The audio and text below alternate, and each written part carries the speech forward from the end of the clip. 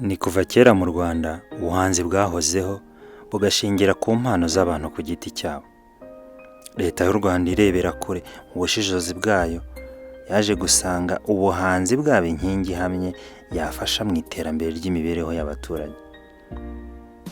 Ntibigarukiraho ahubwo ubuhanzi bukaba bunafasha mu iterambere ry'igihugu muri rusange. Dutangira iki kiganiro kitwereka ishusho y'ubuhanzi mu Rwanda muri iki gihe. Twaganiriye na Nyakubahwa Minisitiri w'Urubyiruko n'Umuco, ari nayo minisiteri ifite ubuhanzi mu nshingano zayo, aduha ishusho y'ubuhanzi muri iki gihe. Ishusho y'ubuhanzi mu Rwanda tuyibona ari ishusho nziza cyane ifite itanga icyizere. Ubona ko ubuhanzi ari inkingi ikomeye, ubona yuko ifite amahirwe menshi cyane ashobora gutuma abantu bahanga imirimo, twabona imisoro nk'igihugu, ariko no guteza imbere impano y'abana b'Abanyarwanda. Tubona rero hari icyizere cyane cyane ejo hazaza h'ubuhanzi, kuko aho tuvuye ni kure, aho tugeze ntabwo twumva ko hashimishije hahagije, ariko tukabona yuko ejo mu gihugu cyacu ubuhanzi bufite uruhare rukomeye cyane mu guteza imbere igihugu cyacu. Twaganiriye kandi n'abahanzi mu Rwanda mu byiciro bitandukanye, batubwira urugendo rw'uruganda rw'ubuhanzi mu Rwanda uko babibona, aho ruva ndetse n'aho rugana. Mu bihe bishize abahanzi ntabwo ubuhanzi abantu babwumvaga nk'umwuga, bumvaga ko ari ikintu nyine umuntu akora kubera ko agomba kwishimisha, cyangwa se ugasanga ni handi ari mu miryango, ari mu birori umuhanzi yaba hari bakavuga ati ngwino ducishirizeho. Nyamara ubuhanzi uko imyaka igenda ishira abantu baragenda bumva ko ubuhanzi ni akazi, ni umwuga nk'uko undi muntu wese akora akazi. Uko u Rwanda rugenda rwibaka muri sekiteri zose, urabona ko n'ubuhanzi nabwo baragenda buhabwa imbaraga. Igishushanyo kimwe biramubona bataka ntabwo cyari kirengeje 5,000 cyangwa 7. Ariko ndibaza igishushanyo ubu ngubu cyamakeya no ku mwana ukirangiza kiri hejuru y'200,000. Mbona umunyabugeni yaba ari umunyabukorikori, iyo mvuze ubugeni cyangwa se iyo mvuze n'umunyamwuga muri rusange, bano ubona koko bahagurutse bagakora, mbona batajya nibura batajya munsi ya miliyoni ya buri kwezi mu mafaranga bakura mu nyungu zabo. Umuzika nyarwanda muri rusange ntekereza ko urimo kugenda utera imbere cyane kandi ku rwego rushimishije. Urebye nko gutangira ama-studio yari make, mu gutangira abaproducteurs bari bake, mu gutangira ama-radio station yari make, ama-televiziyo yari make, ariko ubu ngubu urebye ubona byinshi byariyongereye, ndetse n'ibihangano n'abahanzi bakiyongera. Burya hataritarira mbere ku cyerekeranye n'umuziki cyangwa abahanzi muri rusange, ntabwo abahanzi wabona bakora umuziki. Ku kijyanye na sinema birumvikana ko ari urwego yagezeho, kuri ubu ngubu bishobora kuba itunze abantu batari bake, ndavuga mu cyiciro cy'abatekinisiye, abanditsi n'abakinnyi, ni benshi batandukanye. Ikindi sinema yajemo kuvugurura, mu kuvugurura no kuvuga habonetse amashuri amwe abikora ibirabi by'umwuga, ariko nibura ashobora gutanga amahugurwa, ariko n'ay'umwuga nayo akaba arimo kugenda aza buhoro buhoro. Ahenshi twatangiye dukorera ubuntu, si no gukorera ubuntu gusa, bamwe hari naho basabwaga gushyiramo amafaranga yabo kugira ngo bakwemerere kujyamo, ariko ubu ngubu umuntu ashobora kubona nibura nk'iyo twakwita insimburamubyizi, ntago ari umushahara ntabwo uraboneka.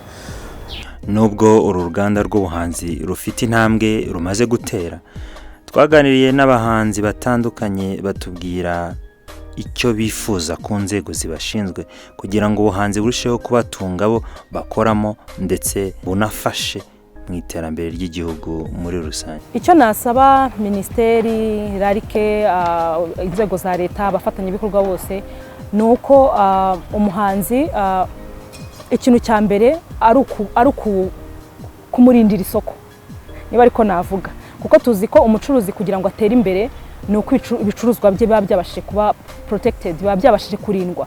Bangwa igihangano cy'umuhanzi n'indirimbo, igihangano cy'umuhanzi ni ataburo, igihangano cy'umuhanzi ni bwa bugeni. Ibyo byose rero umuhanzi yamara kubikora bikajya ku isoko, umuntu ntabikoreshe mu buryo bunyuranyije n'amategeko. Ikindi ni uburyo bwo kwereherezwa, tukabona sare igendanye n'imyidagaduro, dufatanyije tukarwanya ikintu cya piratage, kongera agaciro umuhanzi nyarwanda mu birori bigiye bitandukanye, kuko ubona ko kenshi abanyarwanda hari ukuntu bafashe ko iyo hari igikorwa kinini baba biteguye ko hari umuhanzi uhanzuza. Kugira ngo umuziki wacu urusheho gutera imbere, icya mbere gikenewe ni ubufatanye hagati y'abahanzi na leta muri rusange. Ikindi cya kabiri, mu bikorwa remezo bigenerwa abahanzi, navuga nti bimwe byiyongere cyangwa ibindi birusheho kunozwa mu buryo bwiza, bityo umuhanzi rimwe na rimwe akenera gutegura ibitaramo, akenera gutaramira abantu batandukanye mu duce dutandukanye tw'igihugu ndetse no hanze y'igihugu. Amashuri twakwita nyayo ari fomo ashobora kwigisha sinema nk'uko mwabonye ishuri ry'umuziki ribaho, bakiga kuwa mbere mbese ukabyiga ibyo bintu. Bamwe nk'uko mubona mu muziki, bamwe bakazagera ubwo bajya mu cyiciro cya specialization mu kwandika script, abandi bakajya ku matara, abandi kuri editing, abandi muri acting, ariko byose umuntu abifiteho ubumenyi. Icya kabiri rero ni abashoramari, kubera yuko sinema ni ikintu kivunanye, ugiye kuyikora rwose bibasha kukunenga ngo ibyo ukora ngo ni théâtre, ni drama, wenda bitewe nuko batabonye bimwe na bimwe bitajemo, bisaba amafaranga. Nyakubahwa Minisitiri w'Urubyiruko n'Umuco aratubwira zimwe mu ngamba Minisiteri y'Urubyiruko n'Umuco ifite mu guteza imbere inganda ndangamuntu. Ingamba zihari zo ni nyinshi, nkuko twayivuze. Mu myaka 7 ya guverinoma izangira 2024 harimo gahunda zihamye zikomeye cyane cyane zo guteza imbere ubuhanzi bushingiye ku muco wacu. Igihugu rero na Minisiteri nyirizina ishinzwe umuco n'urubyiruko dushyiraho politike cyane cyane zijyanye no kugira ko tworohereze, dushyigikire, dufashe ubuhanzi kugira ngo butere imbere mu gihugu cyacu. Tugiye rero mu mategeko n'ibyagiye bikorwa n'ibiteganywa gukorwa, tubona ibijyanye n'amategeko cyane cyane aganisha ku kurengera umutungo w'ubwenge, intellectual property rights.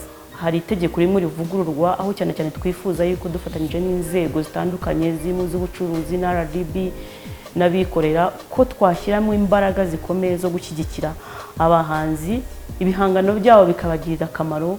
Ikindi cya kabiri, ugereranyije n'ibihe byatambutse naho tugeze, ubona ibikorwa remezo bihari ntago bihagije, ntago biragera ku rwego twifuza nk'igihugu, ariko ahantu abahanzi bashobora kwidagadurira bakagaragaza ibihangano byabo, aho bashobora gukora za concert cyangwa ibitaramo byabo, aho bashobora kwerekera imideli yabo, aho bashobora gukurikirana ibyo bifuza byose byo shaka guhanga mu gihugu cyacu, cyane cyane mu buhanzi bwabo.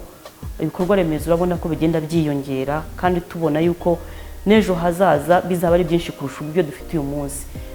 Ikindi cya gatatu ni uguteza imbere impano, ari impano z'abato, ari n'impano z'abasanzwe muri iyo secteur y'ubuhanzi.